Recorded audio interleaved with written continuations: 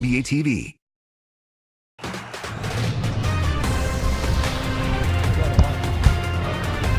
Game Time live at the NBA Finals presented by YouTube TV continues our post-game coverage from Toronto, where they're not celebrating quite yet thanks to the Golden State Warriors. Here's Kyle Lowry's thoughts after Game 5.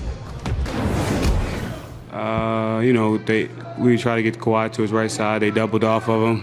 He swung it to Freddie, and Freddie had a look, and he threw it to me in the corner, and Draymond got a piece of it. He blocked him, and I'm not gonna miss it behind it. He got a little piece of it, but it was we probably could have got a little bit better, maybe, but we gotta look at it and see what we can get better at. If Draymond doesn't get it, did it feel good out of your hands? Yeah, I mean, it felt great out of my hands. He got a piece of it, so, that's what great defenders do. He got a piece of it, and, we'll continue to look at it and see how we can get better for next game. Mark on the right. Kyle, Mark Schwartz, ESPN. When Kevin went down in the second quarter, the fans reacted in a way that you didn't approve of. What was the moment like in the arena when it happened? How did it affect emotionally the rest of the game from that point? Well, I think, I don't think the fans knew the, significance of the injury. They kind of just seen him went down. And, in this league, we're all brothers. At the end of the day, we're all brothers, and it's a small brotherhood. And, you never want to see a competitor like him go down. And you don't know what the circumstances are. And, for me, it was just, listen, we don't want anything to ever happen like that. We don't know what's, with this or that. So, I just kind of, we don't want that type of stuff. And, it didn't change much emotionally. It was just after he went down, and, we got on and, finished the game. Tonight's big time play of the night is brought to you by DXL, built to fit, built XL. It's that final Warriors defensive possession. Great possession here. Kawhi Leonard at the top, and I love Andre Iguodala just leaves his man and goes to double team on the drive.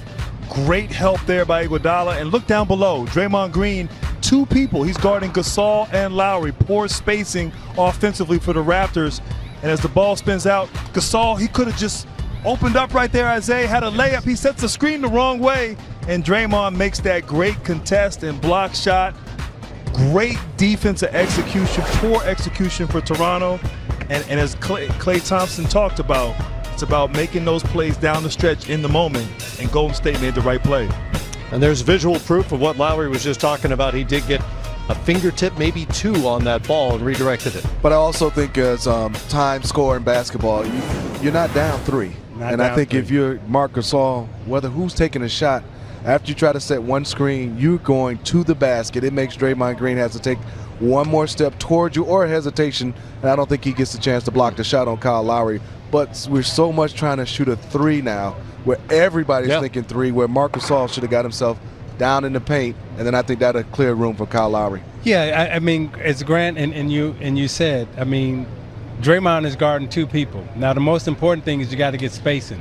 So instead of Gasol trying to set a screen, big men traditionally were taught to go stand in front of the basket. Now if you stand in front of the basket, you're down one. Now that defender's really got to make a decision. Either he's going to not let you have the layup in front of the basket, and if he stops that, then he won't have time to close out on Lowry, who was for sure, in his mind, going to knock down the three. Now, the thing that I like about what Lowry has done also in this series, I mean, there's been two big moments that he's had. One with the owner, the minority owner of Golden State, the way he handled that situation, with the minority owner, and also, with the fans and the kids and everything, saying, hey, this is a teaching moment. And then the second moment, I thought here, the way he handled the crowd, the way he handled this, injury that happened with Durant. I mean, two big personal, growing moments where he showed maturity in tough situations. A lot for the Raptors to think about over the next couple of days. For the Warriors, they get out of here with a win. They got a huge boost tonight from DeMarcus Cousins. Remember, playing in his first finals and just returned from injury a few days ago. Comes off the bench in the wake of the Durant injury and goes for 14 and 6 in just under 20 minutes worth of work. He, of course, also knows all about the Achilles injury and recovery from it, the likes of which Durant may be facing. Here are his thoughts after tonight's Game 5 win. Just a lot of things that transpired over the past couple of days, and I've just used it as motivation, so leave it at that. The grit that this team showed to persevere on the road and get this one despite everything coming down. What about it? Can you touch on the grit that this team has? Team full of heart. Simple as that. The fighters, it's our DNA, and we're going to go down fighting. Period. Bob Myers was crying on the podium as he talked about KD. What kind of care does this organization show for its players? It's obviously they care. It's bigger than basketball here. Outside of these lines, we're human beings just like everybody in this room. We go through things. We have life crises. We have emotions. We have up and downs. It's just when we get in between those lines, we have to zone out all of that and become these superstar athletes. So with that being said, they know us outside of the lines. They know the everyday struggles. They know the adversity and the ups and downs we go through on a daily basis. So with that being said, he's feeling for the guy. It's not about basketball. It's about everything else. The shit that y'all don't care about. What do you think about the people who question KD's heart and how long it was taking him to return? Fuck them. Fuck them. Some of the fans cheering when he went down. Trash. So trash. But like I said, we only idolize as superstar athletes, not human beings. It's always about what we can do between those lines. That's it. That's all that ever matters. Emotions running high. A defiant DeMarcus Cousins there answering questions about Kevin Durant and about the win tonight. Smitty.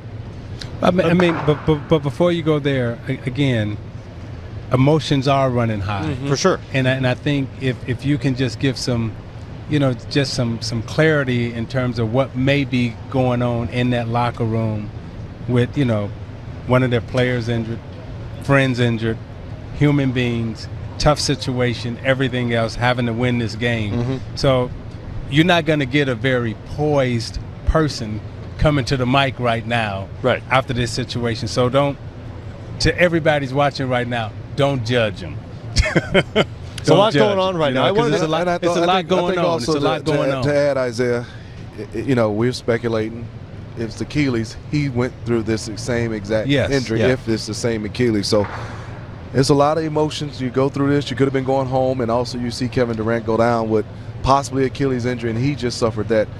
There's a lot with the Warriors right now. There's been a lot, and that's what I was going to ask you. Not only emotionally and tactically now, Kevon Looney was lost for tonight. Who knows what his status is? So they got thinner again tonight. Other than Oakland, where do we go from here? I think it just comes down to heart. I mean, we keep saying next man step up. But what if you ain't got no more men? They're running out of men. But I will say Quinn Cook and all those guys, the numbers are not great, Grant Hill, from all the things they've done, but they've stepped up in big moments for the Golden State Warriors. They really have. And Smitty, I'll just say for both teams, I thought after game 2, I thought Golden State had the momentum, and then Toronto went out there, and obviously Clay was hurt in game 3, had a great game 4. And then all of a sudden, Golden State kind of brings it back, and they come here and have a great win. I don't know what's going to happen again. I think it's going to come down to, as you said, what team has more heart, more desire. Can Toronto bounce back from this disappointment? Everyone here, we've been here for the last couple of days. Everyone was sort of assuming it was going to happen tonight. And how does that locker room, how do they respond? How do they bounce back? Do they have the grit and toughness, which I think they do? Should be an interesting Game 6. You get the last word. I think Toronto wins Game 6.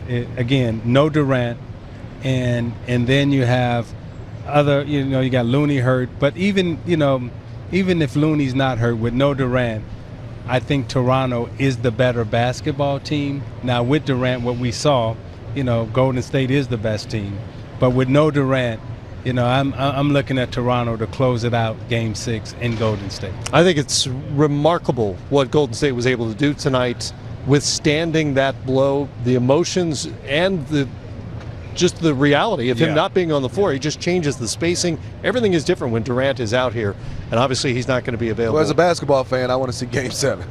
Sure, absolutely. That would be great. That would be great. Love to be back here for Game 7. Game 7 now. We'll see. We'll see how it plays out. That'll do it for us. Zeke, Smitty, Grant, I'm Matt.